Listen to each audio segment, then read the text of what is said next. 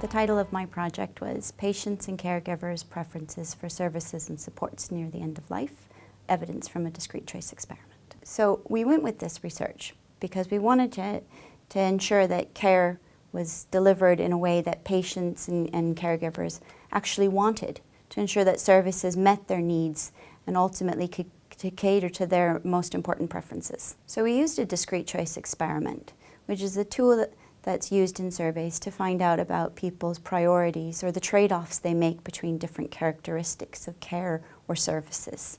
In all, we interviewed 69 caregivers and 75 patients across 3 regions of Ireland. So the key findings from the research were that it was really important for both patients and caregivers to know whom to contact. That person didn't always need to have the answers to their queries. They just needed to know who to contact and to not feel lost in the system. So what was interesting about the regional differences is that we found that people's understandings or perceptions of palliative care ultimately determined where they wanted to be cared for.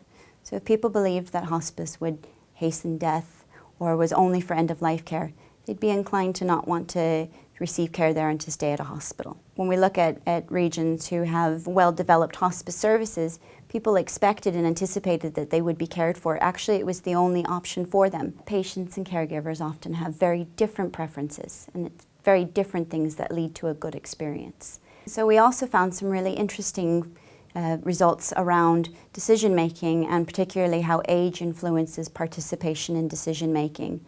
So for caregivers, there was an overwhelming preference for patients to make decisions autonomously without the input of doctors or other people in that decision-making process.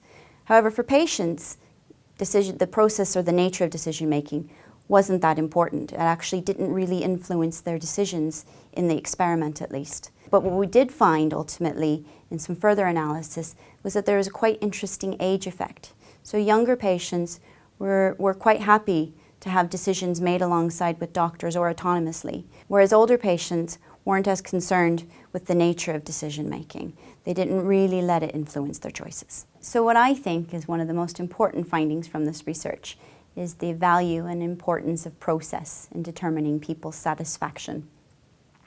So quite often when we evaluate healthcare interventions, we look at a single endpoint as determining whether or not something turned out right. What this research has shown is that quite often it's the journey to that endpoint that actually matters a lot more. We need to be careful that we look to measure that and to understand the circumstances that actually contribute to something that is considered a good process or a good experience for families and for patients.